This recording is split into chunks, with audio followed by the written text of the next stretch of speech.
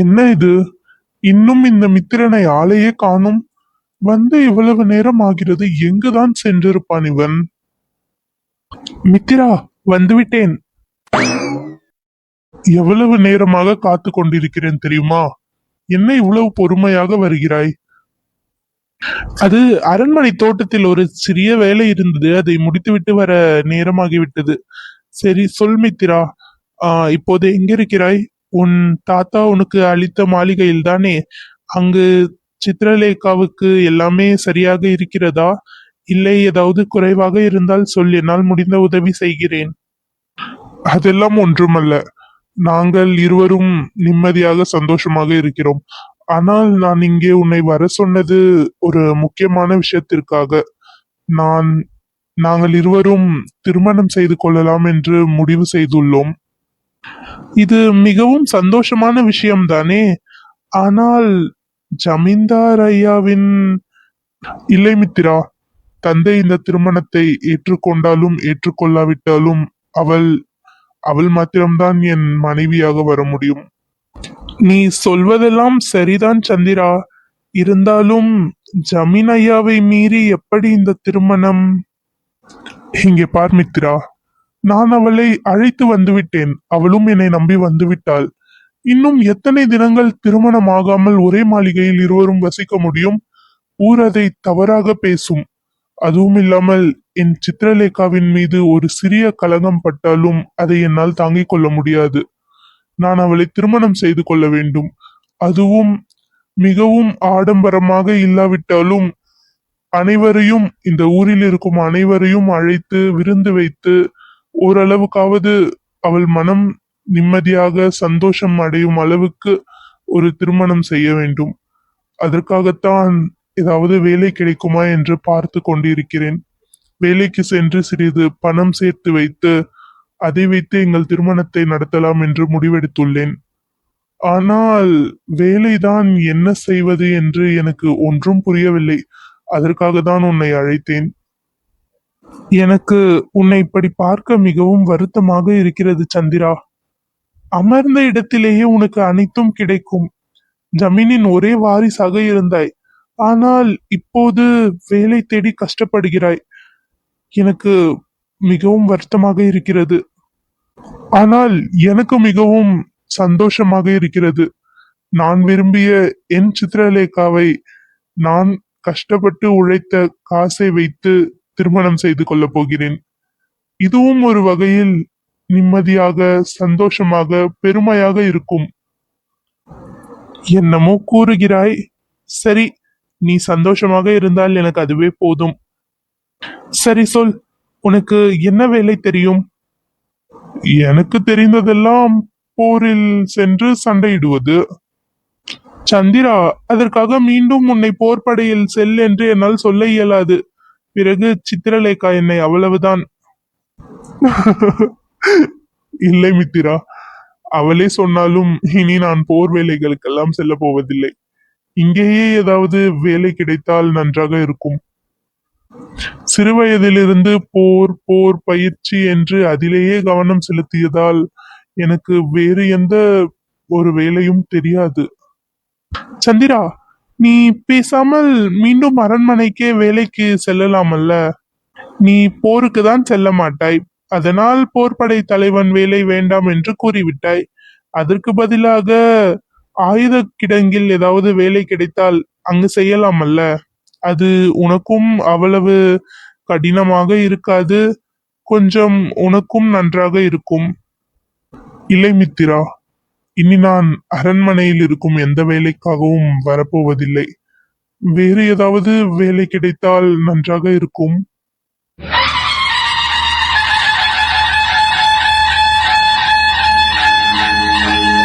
ஊர் மக்களுக்கு ஒரு அறிவிப்பு. புதிதாக கட்டிக்கொண்டு இருக்கும் சிவன் கோவிலில் கற்களை உடை வேலைக்கு ஆட்கள் தேவை. விருப்பம் இருப்பவர்கள் சிவன் கோவிலுக்கு வரவும்.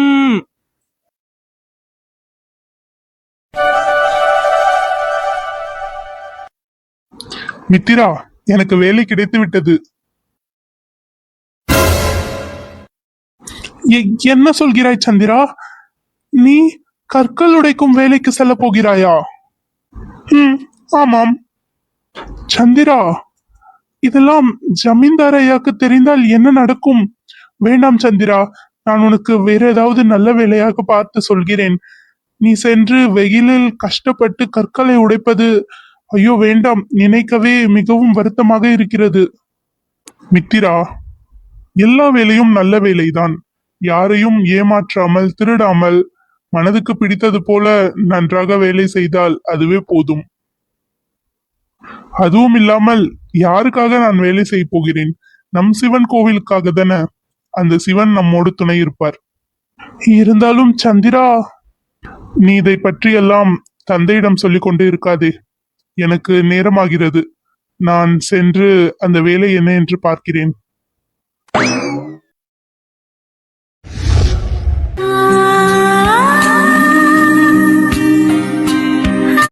இவர் காலையில் சென்றார், இன்னும் வரவே இல்லை. வேலை தேடிக் கொண்டு வருகிறேன் என்று போனார். எப்போது வருவார் என்றும் தெரியவில்லை. எனக்கு இங்கு பொழுதே போக மாட்டேங்கிறது. நாம் பேசுவதை இந்த சந்திரனாவது கேட்கிறானே. என் சந்திரன் எங்குதான் இருக்கிறாரோ தெரியவில்லை. ஹே சந்திரா, நீ அழகாக தான் இருக்கிறாய். இருந்தாலும் என் சந்திரன் அளவுக்கு அழகாக இல்லை. அது ஏன் என்று தெரியவில்லை. என் சந்திரனின் கண்கள் மிகவும் அழகாக இருக்கிறது. அதை பார்த்தால் நான் தொலைந்து விடுகிறேன். அதுவும் இல்லாமல் அவனின் கூந்தல், அது எவ்வளவு அழகாக இருக்கும் தெரியுமா? ஆனால் நீ என்ன வெள்ளையாக உருண்டையாக இருக்கிறாய். ஆனால் என் சந்திரன் மிகவும் அழகானவன். அவனை யாரிடமும் ஒப்பிட முடியாது. உன்னை அனைவரும் மிகவும் அழகான நிலவு என்று கூறுவார்கள். ஆனால் என் சந்திரன் தான் மிகவும் அழகானவன் உன்னை விட.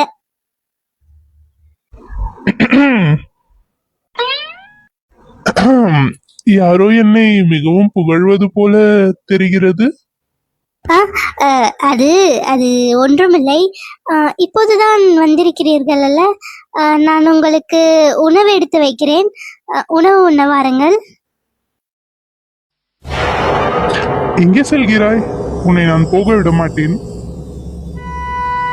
என்ன செய்கிறீர்கள்? என் கையை விடுங்கள். விட முடியாது. என்ன வேண்டும் உங்களுக்கு? என்ன கேட்டாலும் கிடைக்குமா? என்னது?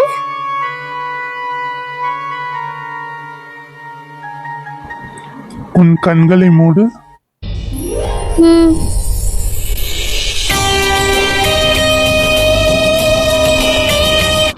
இப்போது உன் கண்களை திறந்து பார். ஹை, மல்லிகைப்பூ. இது எனக்கு மிகவும் பிடித்த பூ. இது எப்படி உங்களுக்கு தெரியும்? எனக்கு தெரியும் உனக்கு இது மிகவும் பிடிக்கும் என்று. இது இன்று நான் சம்பாதித்த பணத்தில் வாங்கியது. நிஜமாகவா? எனக்கு மிகவும் சந்தோஷமாக இருக்கிறது. உங்களுக்கு வேலை கிடைத்து விட்டது. ஆம்லேக்கா, நானும் எந்த வேலைக்கு செல்வது என்று புரியாமல் இருந்தேன். அப்போதுதான் இந்த வேலை எனக்கு கிடைத்தது. ஆமாம், என்ன வேலை? அது நம் ராஜ்யத்தில் புதிதாக ஒரு சிவன் கோவில் கட்டி கொண்டு இருக்கிறார்கள். தெரியும். அந்த கோவிலுக்காக கற்கள் உடைக்கும் வேலை. என்னாயிற்று லேக்கா? ஏன் சோகமாகிவிட்டாய்? அது இல்லை, நீங்கள் எப்படி இருந்தீர்கள்? இன்று என்னால் இப்படி பாறை உடைக்கும் வேலைக்கு செல்கிறீர்கள். மிகவும் கடினமான வேலை. எனக்கு கஷ்டமாக இருக்கிறது. அன்பே, வேலையில் என்ன பாகுபாடு? உழைக்கும் உழைப்புக்கேற்ற ஊதியம் கிடைத்தால் போதும். அதை வைத்து நான் உன்னை சந்தோஷமாக பார்த்து கொள்ள வேண்டும். உனக்கு எந்த குறையும் வராமல் உன்னை என் ராணியாக நான் தாங்க வேண்டும். அதுதான் என் ஒரே ஆசை. அன்பே, உண்மையில் நான் மிகவும் அதிர்ஷ்டசாலி. எனக்கு தாய் தந்தை அனைவரையும் இழந்து விட்டோமே என்று ஒரு ஒரு வருத்தம் உள்ளுக்குள் இருந்து கொண்டே இருந்தது. ஆனால் ஆனால் அது எல்லாத்தையும் ஈடு செய்யும் விதமாக நீங்கள் எனக்கு கிடைத்துள்ளீர்கள். நான் என்ன புண்ணியம் செய்தேன் என்று எனக்கு தெரியவில்லை. அன்பே, நீ ஏன் இப்படியெல்லாம் பேசுகிறாய்? நான் எப்போதும் உன்னோடு இருப்பேன். அதுவும் இல்லாமல் நானும் தான் ஏதாவது புண்ணியம் செய்திருக்க வேண்டும். உன்னை போன்ற அழகான, அறிவான, அன்பான ஒரு துணைவி கிடைக்க. நான் உங்களை மிகவும் கஷ்டப்படுத்துகிறேனா? அப்படியெல்லாம் இல்லை அன்பே. நீ ஏன் இப்படியெல்லாம் யோசிக்கிறாய்? இதன் பிறகு நாம் திருமணம் செய்து கொண்டு நமக்கென்று ஒரு குடும்பமாகும். அதை பார்த்து கொள்ளும் பொறுப்பும் என்னுடையது. அப்படி இருக்கையில் நீ ஏன் பிரித்து பார்க்கிறாய்? ஐயோ, நான் பிரித்து பார்க்கவில்லை. ஆனால் எனக்கு மிகவும் வருத்தமாக இருக்கிறது. லேகா, இதில் வருத்தப்படுவதற்கு எதுவும் இல்லை. நான் இந்த வேலையை மிகவும் பிடித்துதான் செய்கிறேன். நம் சிவன் கோவிலுக்காக தானே. ம் ம், சரி வா, எனக்கு மிகவும் பசிக்கிறது. போய் உணவருந்தலாம். சரி, வாருங்கள். அன்பே, தயவு செய்து சிரி. ஏன் இப்படி இருக்கிறாய் லேகா? எனக்கு மனதுக்கு மிகவும் சங்கடமாக இருக்கிறது. நான் உன்னை நன்றாக பார்த்து கொள்ள வேண்டும் என்று நினைக்கிறேன். எனக்காக சிரியேன். இப்போதுதான் இப்போதுதான் நீ எனக்கு மிகவும் பிடித்த என் சித்திரலேகா போல இருக்கிறாய். சரி, எனக்காக நீ அன்று ஓடை அருகே ஒரு பாட்டு பாடினாயல்ல, அதை பாட முடியுமா?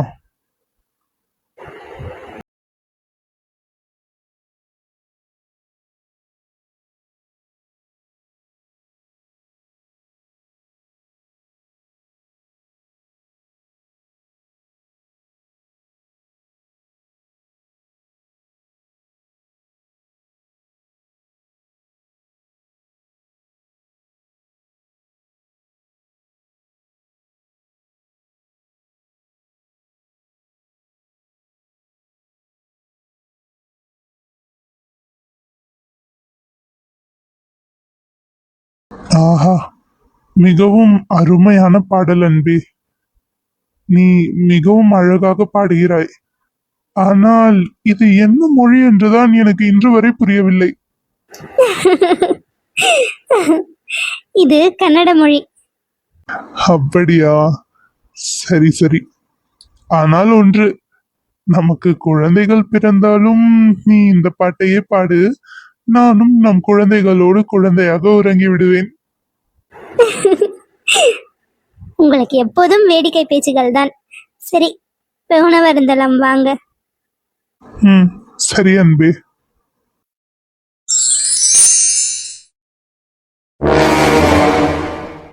என்ன கூறுகிறாய் நீ? என் மகன் இந்த ஒட்டுமொத்த ஜமீனின் ஒரே வாரிசு, இவ்வளவு சொத்துக்கும் அதிபதி, அங்கு சென்று பாறை உடைத்து கொண்டிருக்கிறானா? ஆமாம் ஐயா, மன்னித்து விடுங்கள். இதை சொல்வதற்கே எனக்கு மிகவும் வருத்தமாக இருக்கிறது. நம் ஜமீன்தார் ஐயாவுக்கு இந்த நிலைமையா? என்னால் தாங்கிக் கொள்ளவே முடியவில்லை. போதும், மிகவும் அதிகமாகிவிட்டது. இதற்கு மேல் இதை இப்படியே விட முடியாது. என் என் மகனின் மீது ஒரு சிறு துரும்பு கூட படாமல் நான் அவனை எப்படி பார்த்து பார்த்து வளர்த்தேன். ஆனால் இன்று அவன் கட்டட வேலைகளுக்கு சென்று கொண்டிருக்கிறான். இல்லை, இதற்கு மேல் இதை இப்படியே விட்டால் சரி வராது.